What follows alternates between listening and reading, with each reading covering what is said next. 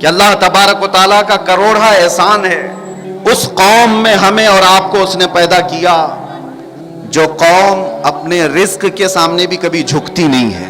ہم روٹی بھی چاٹ کے نہیں کھاتے، چاول کو بھی سر جھکا کر کے چاٹ کے نہیں کھاتے جیسے بکریاں کھاتی ہیں، بیل بھینس کھاتے ہیں۔ اللہ نے ہاتھ دیا ہے، اٹھا کر کے منہ سے کھاتے ہیں۔ وجہ یہ ہے کہ اللہ تعالیٰ نے یہ پیشانی صرف اس کے لیے رکھی ہے، یہ جھکے گی تو صرف اس کے بارگاہ میں جھکے گی۔ اور آج پوری روئے زمین پر ایک ہی قوم ایسی ہے، جتنے لوگ بھی خدا کا تصور رکھتے ہیں، ایتھسٹ لوگوں کی بات نہیں کر رہا، بے دینوں کی بات نہیں، ملحدوں کی بات نہیں، جو خدا کا تصور رکھتے ہیں، چاہے وہ یہودی ہوں، عیسائی ہوں یا پھر کسی دوسرے قوم کے دین کے ماننے والے ہوں، سبوں نے اپنے اپنے خدا کی کوئی تصویر بنائی ہے۔ جب وہ جھکتے ہیں تو انہیں ان کے خدا کو دیکھنا پڑتا ہے۔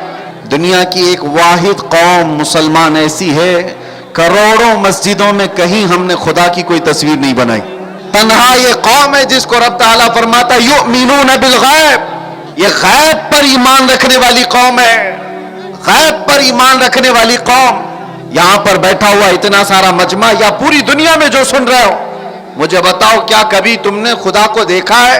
کیا تمہارے کسی مولوی نے یا کسی پیر نے خدا کو دکھایا ہے؟ کبھی نہیں دیکھا، لیکن جیسے ہی اللہ کا نام آتا ہے یہ مسجدوں میں سجدے کے لیے گر جاتے ہیں۔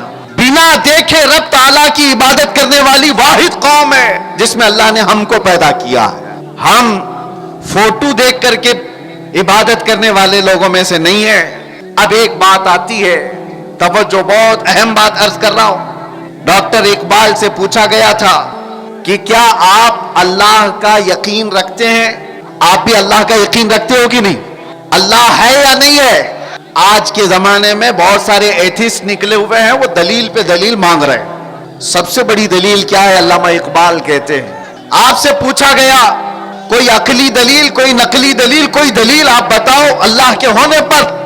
ڈاکٹر اقبال نے ساری دلیلوں کو ایک طرف رکھ کر کے ایک جملے میں جواب دیا، کہا میں اللہ کے وجود کو اس لیے مانتا ہوں کہ مجھے ایسے شخص نے بتایا جس نے زندگی میں کبھی جھوٹ ہی نہیں کہا۔ اس کی زبان سے نکلا وہ محمد عربی صلی اللہ علیہ وسلم جس نے پوری زندگی میں مذاق میں بھی کبھی جھوٹ نہ کہا ہو۔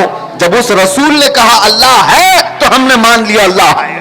یہ میرے عزیزوں آج ہم سب کی خوش نصیبی ہے کہ اللہ تبارک و تعالیٰ نے ہدایت پر رکھا ہے اور اس کی بارگاہ میں جھکنے کی توفیق بخشی ہے۔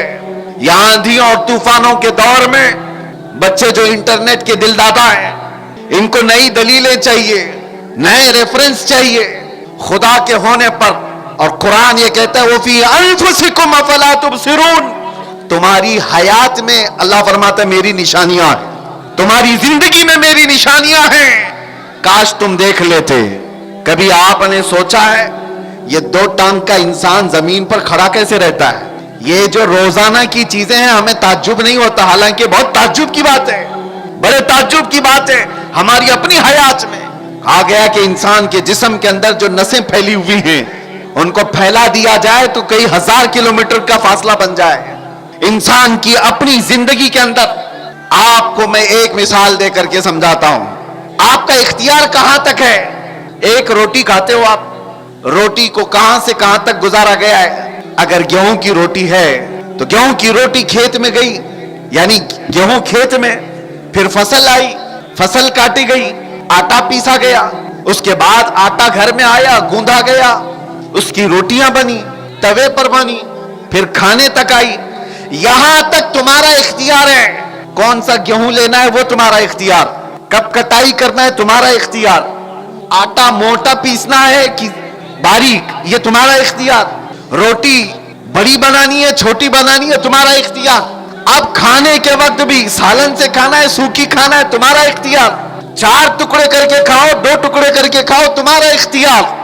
زبان کے اندر جانے کے بعد مجھے بتاؤ وہ ایک روٹی ہے، اس روٹی سے کتنا گوشت بنے گا، کتنا خون بنے گا، کتنا منی بنے گی، کتنا کیا کیا بنے گا، اس میں تمہارا کوئی اختیار نہیں ہے۔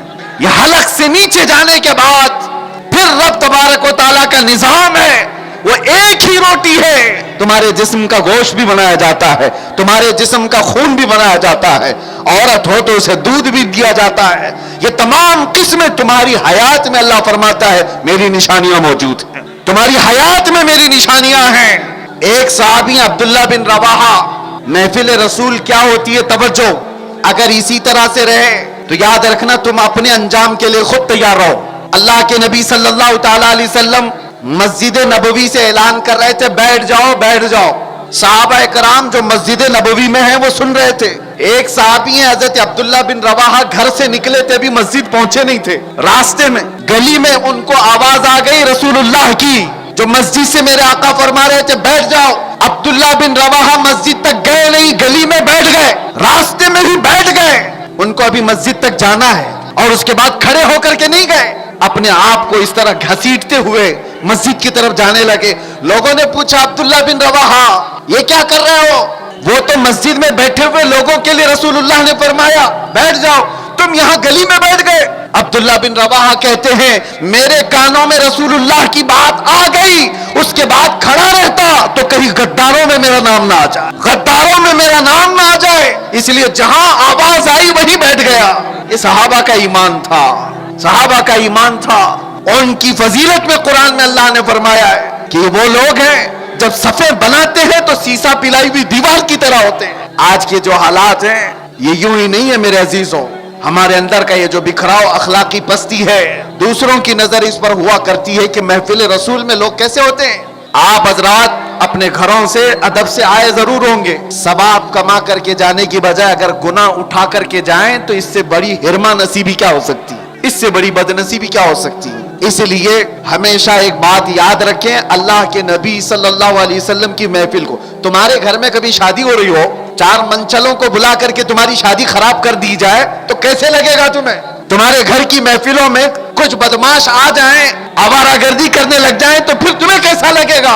اور یہ محفل رسول ہے, عزت رسول کی قسم, اگر اس محفل پاک کو یا رسول پاک صلی اللہ علیہ وسلم سے جڑی ہوئی کسی چیز کی توہین ہوگی تو ہم یہاں سے پھر پکاریں گے, ہم یہاں سے پکارتے رہیں گے. ہم اپنوں کی خرابیوں کو بھی بولتے ہیں اور غیروں کی بھی. آپ توجہ سے سنو, نبی مختار صلی اللہ تعالی علیہ وسلم کے فرمان علی شان کے مطابق آج کی رات میں ایک عقیدہ دینے تمہیں آیا تھا. یقین اتنا بٹھاؤ کہ 1000 طریقے کی گمراہیاں آئیں, تمہارے ذہن و دماغ میں ایک بات بیٹھی رہے کہ اللہ نے مجھے ایمان پر زندہ رکھا ہے, مجھے اسلام میں پیدا کیا ہے, ہر در پہ جھکنے والی پیشانی نہیں دیا ہے. تمہارا عقیدہ کیا ہے؟ تمہارا عقیدہ کیا ہے؟ ہمارا عقیدہ کیا ہے؟ سنو, اس خدا کی ہم عبادت نہیں کرتے جس کو ہم ہاتھوں سے بناتے ہوں, اس خدا کی ہم عبادت نہیں کرتے جس کو ہم جب چاہے توڑ دیں.